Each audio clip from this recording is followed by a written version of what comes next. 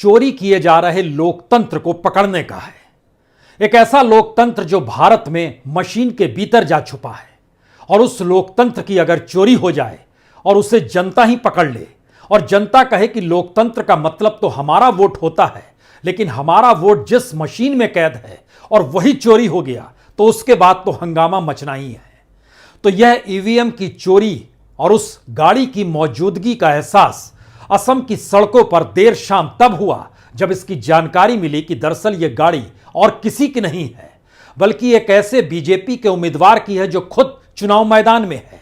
2016 में यह शख्स चुनाव भी जीता था, लेकिन उसी की गाड़ी के भीतर ईवीएम की मौजूदगी और उसके बाद असम से लेकर या कहें गुवाहाटी से लेकर दिल्ली तक जो शोर मचा, उसमें पहली बार कुछ ऐसा लगा कि दरअसल लोकतंत्र को कोई भी इस देश में चुरा सकता है, और अगर चुराने के बाद पकड़ में ना आए तो फिर वह सत्ताधारी हो सकता है, और अगर पकड़ में आ जाए तो उसके बाद 2-4 अधिकारियों को सस्पेंड कर मामले को रफा दफा किया जा सकता है।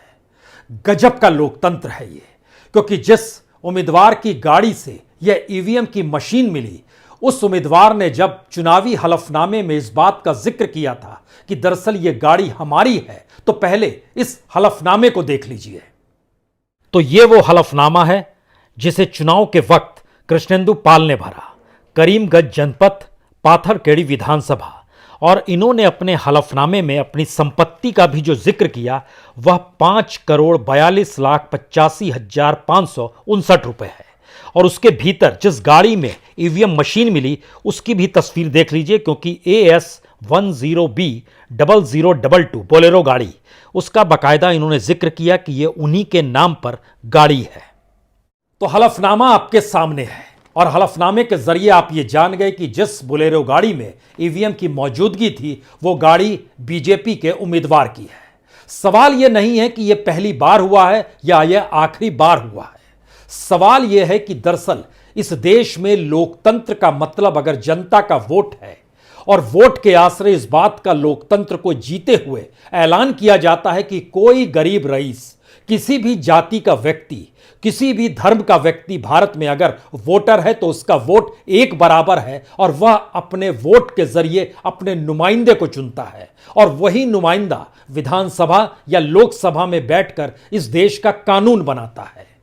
लेकिन कानून बनाते वक्त अगर सत्ता को इसका एहसास हो जाए कि दरअसल इस लोकतंत्र का पाठ और उसकी परिभाषा उसे ही गढ़नी है, तो फिर टेक्नोलॉजी में हेरफेर का क्या मतलब होगा? यह तो लोकतंत्र को हड़प लेना होगा। लेकिन लोकतंत्र के ठीक समानांतर लोकतंत्र की चोरी, वह भी ईवीएम मशीन के जरिए। तो दरअसल भारत के भीतर ईवीएम को लेकर शोर कोई आज से नहीं मचा है। 2009 में पहली बार लाल कृष्ण आडवाणी ने यह सवाल खड़ा किया था, और सुब्रमण्यम स्वामी ने कहा था कि दरअसल यह होलसेल फ्रॉड सिस्टम है। और उसके बाद बीजेपी के ही जीवीएल नरसिम्हन है, उन्होंने किताब लिख डाली। उस किताब के शब्द जो उन्होंने 2010 में लिखे थे, उसके शब्द बहुत साफ हैं। मशीनों के साथ छेड़छाड़ हो सकती है। भारत में इस्तेमाल होने वाली ईवीएम इसका अपवाद नहीं है। ऐसे कई उदाहरण हैं जब एक उम्मीदवार को दिया वोट दूसरे उम्मीदवार को मिल गया, या फिर उम्मीदवारों को वो मत भी मिले जो कभी डाले ही नहीं गए। यह बीजेपी के नेता की किताब का वह अंश है जो यह बताने के लिए काफी है कि बीते 10 बरस के भीतर इस देश के भीतर में जितने भी चुनाव हुए उसमें संदेह की सुई बार बार ईवीएम की दिशा में क्यों गई। लेकिन उसके आगे का सवाल असम की इस घटना से जुड़ गया है, जिसमें यह तो किया गया कि 2-4 अधिकारियों को हटा दिया गया। यह तो कहा गया जिस इलाके में ईवीएम की इस मशीन की मौजूदगी थी वहां दोबारा वोटिंग करा लेंगे। लेकिन यह कहने से हर कोई बच गया कि दरअसल ईवीएम के जरिए लोकतंत्र को जीने का मतलब कहीं लोकतंत्र को हड़प तो नहीं लेना है। क्योंकि भारत के भीतर में चुनाव आयोग को लेकर सवाल कई स्तर पर कई बार लगे हैं। भारत के भीतर में चुनाव आयोग के समानांतर राजनीतिक दलों की पेटियों में जो पूंजी पहुंच जाती है अलग अलग माध्यमों से, उसको लेकर सवाल भी कई मौकों पर कई दृष्टि से उठाए गए हैं। इतना ही नहीं बल्कि चुनाव के वक्त जो पैसे का बोलबाला रहता है उसको लेकर भी सुप्रीम कोर्ट तक आवाज पहुंची है। लेकिन सवाल है, पहली बार एक ऐसी परिस्थिति इस देश में बन रही है जहां पर अपराधीकरण राजनीति का होता है, वह सवाल नहीं है। पहली बार पैसे का बोलबाला रहता है, सवाल वो नहीं है। सवाल यह है, इस देश के भीतर में वोटर जो वोट डालता है उसकी कोई हैसियत भी इस लोकतंत्र में है या नहीं है। या फिर जिसने जान लिया, समझ लिया कि ईवीएम को अपने अनुकूल कैसे करना है या ईवीएम उसके अनुकूल कैसे हो जाएगा, तो उसके बाद उसके लिए चुनाव का क्या मतलब होगा। यानी जनता 5 साल चाहे इंतजार करे, जनता चाहे पॉलिटिकल पार्टी के मैनिफेस्टो का इंतजार करे, जनता चाहे भाषणों का इंतजार करे, जनता चाहे मीडिया की रिपोर्टिंग का इंतजार करे, जनता चाहे सोशल मीडिया के आसरे सही तथ्यों को परखने की स्थिति में खुद को लाने का प्रयास करे, ये सारी चीजें कोई मायने नहीं रखती है अगर इलेक्शन के मैकेनिज्म को कोई पॉलिटिकल पार्टी अपने अनुकूल कर ले तो।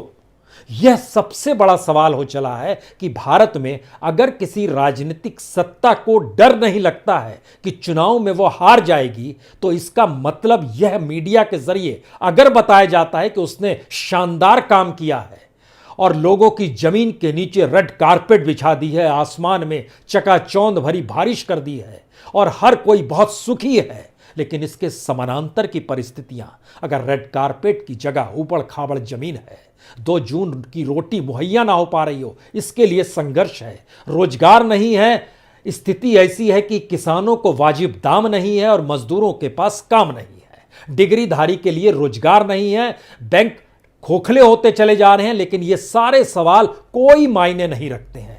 इसलिए मायने नहीं रखते हैं क्योंकि इन सवालों को उठाने का कोई मतलब तो तब होगा जब कोई असर इलेक्शन में पड़े। इसीलिए इलेक्शन में भावनाओं को उभारा जाता है। कहीं धर्म के नाम पर नारे लगते हैं, कहीं जाति के नाम पर लोगों को मोह माया में अपने अनुकूल करने की परिस्थितियां बनाई जाती है और चुनाव के वक्त ऐसे मुद्दों से बचा जाता है जो इस देश की असल मुद्दों के साथ लोगों की जिंदगी का जुड़ाव होती हो। तो चाहे वो असम का चुनाव हो या बंगाल का चुनाव हो या फिर तमिलनाडु के भीतर घूम जाइए या केरल के भीतर जो बीजेपी सवाल उठा रही है, उन सवालों से 2-2 हाथ कर लीजिए, या फिर पुडुचेरी ही चले जाइए जो केंद्र शासित राज्य है, वहां पर भी प्रधानमंत्री के भाषण को सुनिए जो कहते हैं पहली बार अजूबा हो रहा है, राज्य का मुख्यमंत्री चुनाव में नहीं है तो वो हार गया। यह एक ऐसी परिस्थिति है जिसमें कोई डर नहीं है कि हम चुनाव हारेंगे। यह एक ऐसी परिस्थिति है जिसमें जनता किसी को भी वोट दे, वह वोट राजनीतिक सत्ता के अनुकूल हो जाएगा। यह एक ऐसी परिस्थिति है जिसमें ईवीएम के हेरफेर के साथ ईवीएम की चोरी और ईवीएम को बदलने की फिलॉसफी भी साथ चल सकती है अगर किसी तरह से किसी भी रूप में कोई चुनाव आयोग का अधिकारी सीधे तौर पर निगरानी करने की स्थिति में ना आया हो। टीएन शेषन का नाम क्यों लिया जाता है, या फिर कोई भी अगर कड़क प्रशासनिक अधिकारी होता है तो उसका नाम क्यों लिया जाता है। सवाल है जब अधिकारियों की नियुक्ति और उसमें कौन ऊपरी पद पर होगा वो अगर सत्ता तय करने लगे अपने अनुकूल बिसात बिछाकर, तो उसके बाद वह अधिकारी भी सत्ता के लिए काम करेगा। इसीलिए फिर लौटिए ईवीएम के एक ऐसे सवाल पर देश के 12 देश, बड़े देशों के भीतर में ईवीएम को बंद कर दिया गया। और बीते दिनों अगर आपके जहन में यह सवाल आए कि कहां कहां, वेनेजुएला में 2017 में, अर्जेंटीना में, उसके बाद फिर इराक में 2018 में, यहां भी ये सवाल उठे। कुछ ने बंद कर दिया, कुछ ने सुधार की परिस्थितियों का जिक्र किया और एक बड़ा सवाल देश के अलग अलग हिस्सों में उठा है। और उससे पहले जाइएगा तो याद कीजिए अक्टूबर 2019 हरियाणा के बीजेपी कैंडिडेट थे, ईवीएम को टेम्पर्ड करने का आरोप था। इलेक्शन कमीशन ने क्या किया, नोटिस भेज दिया। मई 2019 ईवीएम से लदा ट्रक पकड़ा गया था, हरियाणा में पकड़ा गया था और उसी महीने में फरीदाबाद में ईवीएम को लेकर जो कुछ हुआ उसमें दोबारा चुनाव के ऑर्डर दे दिए गए। तो क्या किसी एक जगह पर ईवीएम की अगर चोरी हो जाए, किसी एक जगह पर अगर ईवीएम को अपने अनुकूल कर लिया जाए टेक्नोलॉजी के लिहाज से, अगर किसी एक जगह पर ईवीएम के साथ छेड़छाड़ हो तो क्या सिर्फ वही जगह होगी या इस लोकतंत्र का जो बेस है उसको हिलाया जा रहा है टेक्नोलॉजी के जरिए? क्योंकि कुछ जगहों पर पकड़ा गया वहां तो लोकतंत्र के चोर पकड़ में आ गए, लेकिन जहां नहीं पकड़ा गया वहां संभावना बरकरार है, आशंका बरकरार है। उस आशंका के बीच में चुनाव आयोग क्यों नहीं जाता है? चुनाव आयोग के भीतर यह सवाल कोई आज का नहीं है, 2014 में भी उठा था। उस समय कहा गया था कि वीवीपैट को साथ जोड़ दिया जाए। वीवीपैट का मतलब यह होता है कि जैसे ही आप ईवीएम का बटन दबाते हैं, उसके साथ लगी हुई मशीन में वीवीपैट की एक पर्ची निकलती है। कुछ सेकंड के लिए आपको दिखाएगी कि आपने जो बटन दबाया, उस बटन के साथ वो व्यक्ति का नाम और चुनाव चिन्ह निकल कर आया और फिर वह एक सीलबंद बक्से में चले जाती है पर्ची। यानी किसी को कोई शक हो तो उस पर्ची को खोल ले और उस पर्ची का मेल मिलाप उसके बाद दिए गए ईवीएम मशीन के वोट से जोड़ ले। लेकिन इसके लिए इलेक्शन कमीशन ने कहा कि अगर सारी मशीनों से इस रूप में चीजों को जोड़ देंगे तो तकरीबन 30,000 करोड़ का बजट हमको चाहिए। सरकार के पास 30,000 करोड़ का बजट नहीं है। यानी इस देश में लोकतंत्र के आश्रय जब सरकारें बनती है तो वही सरकार कहती है कि लोकतंत्र पुख्ता तरीके से बचा रहे और लोकतंत्र वाकई सीलबंद है, इसके लिए उसके पास बजट नहीं है। लेकिन इस लोकतंत्र को डिस्ट्रॉय करके इस देश के कॉन्स्टिट्यूशनल इंस्टीट्यूशंस को अपने अनुकूल करने की परिस्थितियां पैदा करने के लिए वक्त भी है, हथियार भी है, औजार भी है और बजट भी है ना कमाल की चीज।